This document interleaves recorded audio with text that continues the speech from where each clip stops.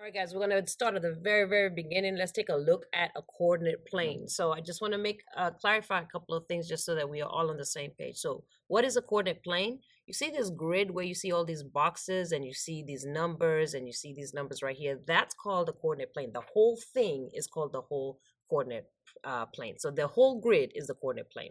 Now, what do you have to know about a coordinate? So just the coordinate, not a coordinate plane, but just this coordinate part.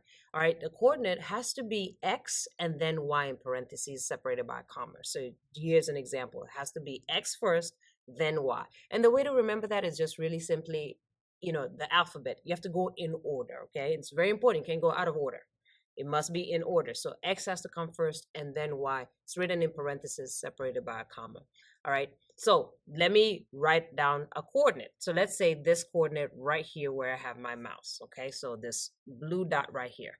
Well, if it has to go x first, you need to know what the x-axis is. So if you look right here, that is your x-axis. So that's where you're going to look first to see where that blue dot lines up with that number. So if I look at where that blue dot lines up with that number, it lines up at 3. So if I was to write the x coordinate of that blue dot, it would be 3, then comma, and now I need to line up my y coordinate. So again, I do the same process. To line up my y coordinate, I need to know where the y axis is. Where's the y axis? Now it's not labeled here because this has, it's right here actually. So here's the y axis, right? So y axis up and down, x axis left and right, okay? All right, so now that I've labeled my y axis, if I go right to the y axis, my coordinate is 6. So the way I would tell a mathematician or just someone in general, if I was trying to say that blue dot, I wouldn't try to describe it as, oh, the blue dot, you got to do this. Nah, that's too much. The blue dot is at 3, 6, and it's universally understood that that means go to 3 first on the x and then to 6 on the y.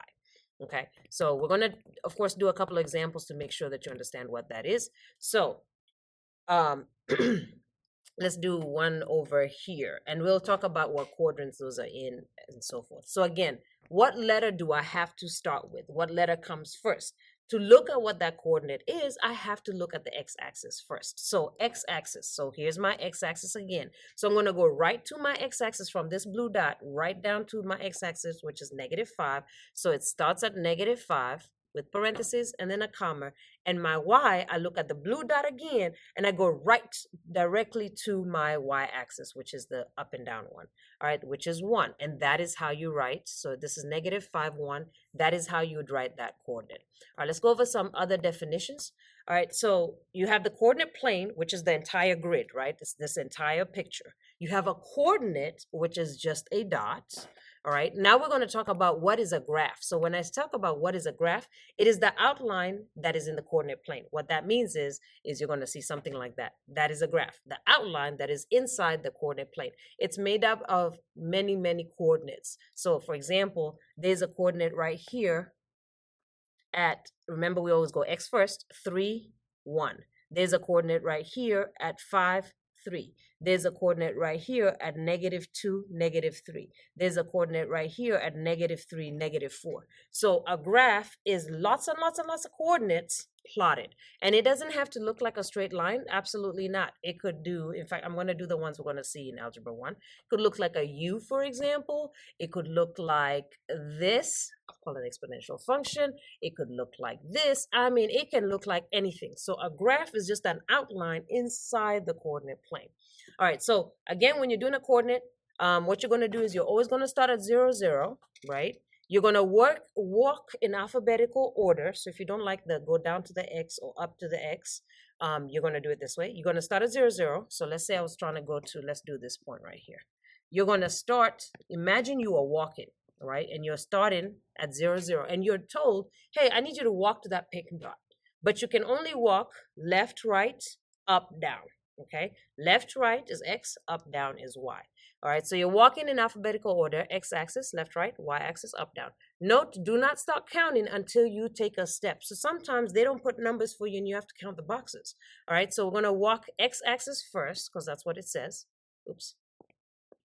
X-axis first. And do not start counting until you walk. So I don't count 1, 2. That's not true, right? I did not walk. So at 0, 0, I'm standing still. I count when I take a step. So I'm going to step in the X direction until I line up with the dot. That's 1, 2, 3, 4. See, the number is 4 because I counted 4 boxes. So that point right there would be 4 as the X, comma, in parentheses.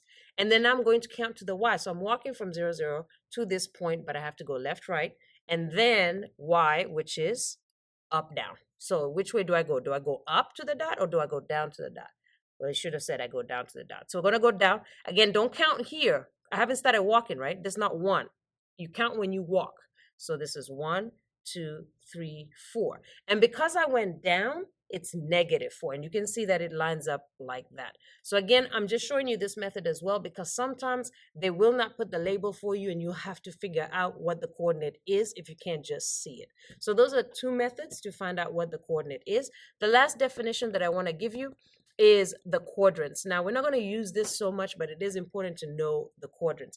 For whatever reason, whatever mathematician this is, and I don't know, what it was or why it was, the quadrants go counterclockwise. So quadrant, when you start in quadrant 1 is over here, then you go counterclockwise, the opposite way of the watch, which is then, so it goes 1, 2, 3, then 4. Okay, so it goes counterclockwise when you name them. So if I tell you a point is in quadrant 3, you should expect X to be negative and Y to be negative. Okay, so X to be negative, Y negative in quadrant 3. What about quadrant 4? Remember, give me X and then Y. X will be positive and then Y will be negative. So this way you can know if your answer is right or wrong even before you start. All right, what about quadrant 2? All right, so yep, X is negative and Y is positive. What about quadrant 1? Okay, X is positive and Y is also positive. All right, so those are the definitions. So let's just summarize this real quick. Coordinate plane is the entire picture. A coordinate is a point or a dot, if you want to look at it that way. A graph is many, many graphs, many, many points together that are joined, which makes, I'm calling it an outline. I don't know what the official word is. That's a graph. You always go counterclockwise when you count the quadrants. So 1, 2, 3, 4.